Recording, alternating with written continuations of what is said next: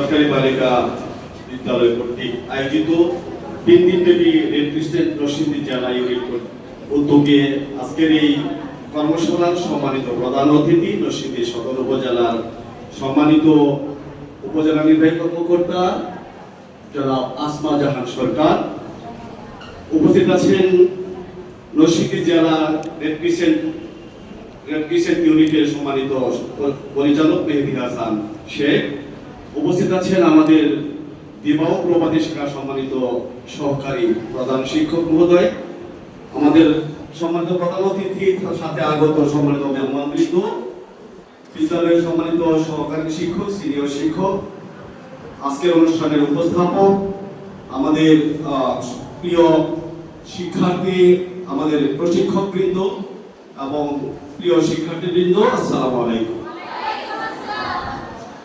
আজকের এই পরন্ত বিকেলে, এই সুন্দর বিকেলে আমাদের আজকের এই অনুষ্ঠানের ম্যাডামকে পেয়ে আমরা আসলে খুবই আনন্দিত এবং গর্বিত। আমি একটু পিছনে যেতে চাই। আমি যখন এসএসসি পরীক্ষা চলাকালীন সময়ে যখন আমাদের শ্রদ্ধা স্যারের খুশি গিয়েছিলাম আমাদের স্কুলে এসএসসি পরীক্ষার মাল বিতরণ অনুষ্ঠানে, তখন উনি বলছিলেন যে আপনাদের স্কুলে আমি যাই কিনা ঠিক শুনি জানি, আমার উনি আগ্রহ প্রকাশ করেছেন। আর তখন আমার ভালো লেগেছিল ওনার কথাগুলি শুনে, যে আমাদের তখনই আমি চিন্তা করছিলাম যে আমাদের কোনো একটা অনুষ্ঠানে অবশ্যই তাকে আমি আমন্ত্রণ জানাবো। সেই জন্য আমরা প্রথম দিনই আমি গিয়েছিলাম অফিসে, তখন উনি রাষ্ট্রীয় একটি কাজে যোগ মিটিংয়ে ছিলেন, আমরা যোগাযোগ করতে পারিনি। তো আমাদের যে পরবর্তী প্রোটোকল অফিসার উনি বললেন যে আপনি আপনাদের যথেষ্ট সহায়তা করবো। পরবর্তী পর্যায়ে আমি বাসায় গিয়ে যখন চিন্তা করলাম যে তাই সমাপনী দিবসে ওনাকে আনলে কেমন হয়, তো আমি আমাদের যারা স্যার আছে দায়িত্বশীল ওনাদেরকে জিজ্ঞাসা করলাম, ওনারা বলে স্যার আমরা চেষ্টা করি। আমাদের সেলিম স্যারকে এবং আমাদের বাদের সাহেব এবং আমাদের রাজু স্যারকে ধন্যবাদ জানাই যে ওনারা শেষ চেষ্টা সফল হয়েছেন এবং আমরা আমাদের অতিথিকে আনার যে পেয়েছি। আমি বক্তব্য বাড়াবো না, ভালো লাগবে না কথা। আমি সবে মাত্র 2 মাস প্লাস 2 মাস 10 দিন হয়েছে এই বিদ্যালয়ে যোগদান করেছি। তো আমি ছিলাম, সবাই জানো যে আমি হাওড়ে ছিলাম, মিঠামইল গভর্নমেন্ট গার্লস স্কুল সাবেক রাষ্ট্রপতি আব্দুল হামিদ খান মায়ানগরের প্রতিষ্ঠিত স্কুল থেকে আমি এখানে জয়েন করেছি। এসেই এসএসসি পরীক্ষার এক কঠিন দায়িত্ব আমার কাঁধে। তারপরেও স্কুলের একাডেমিক এবং প্রশাসনিক দিকে উন্নতি করার জন্য আমি আমার নিরলস প্রচেষ্টা অব্যাহত রেখেছি। আমার একজন টিম, আমার শিক্ষকরা প্রাণান্তকর চেষ্টা করছেন আমার সাথে টিম স্পিরিটে কাজ করার জন্য, এবং আমি একদম টিমের ওদেরকে সাদর সম্ভাষণ এবং ধন্যবাদ কৃতজ্ঞতা জ্ঞাপন করছি।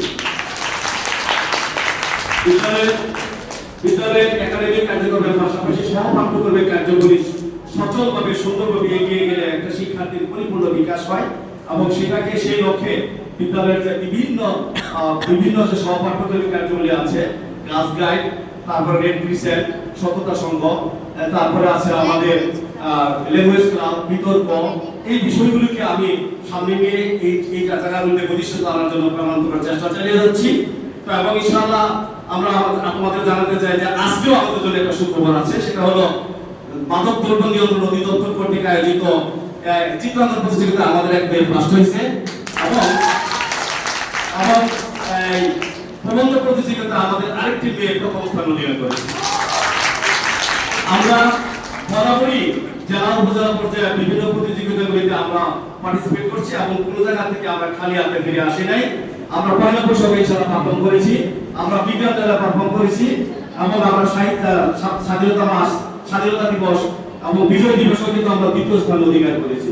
সুতরাং নরসিংদী জেলায় গভর্নমেন্ট গার্লস স্কুল একটি অনন্য ভূমিকা রাখছে, এই বিষয়ে কোনো সন্দেহ নেই। তো আমরা আর আমার কথা বাড়াচ্ছি না। তো আমাদের স্কুলের রেজাল্ট ইনশাআল্লাহ ভালো, আমাদের পাশের হার 100 থেকে 99%, এবং জিপি ভাগের 60 থেকে 70% আমাদের রেজাল্ট। আমাদের মেয়েরা স্কুলে বেরিয়ে গিয়ে বাংলাদেশে জাতীয় ক্ষেত্রে বিভিন্ন ক্ষেত্রে গুরুত্বপূর্ণ দায়িত্ব পালন করছে, এবং এই বিদ্যালয়ে অনেক মনীষী বড় বড় শিক্ষকতা করে গেছে, তাদেরকে আমরা আজকের দিনে শ্রদ্ধার সাথে স্মরণ করছি, যারা এই বিদ্যালয়কে এই পর্যায়ে নিয়ে আসার ক্ষেত্রে শ্রম মেধা ত্যাগ স্বীকার করেছে। তাদের জন্য আমাদের শ্রদ্ধা ভালোবাসা, তাদের রুহের মাধ্যমে কামনা করছি, যারা বেঁচে আছে তাদের দীর্ঘ আয়ু কামনা করছি।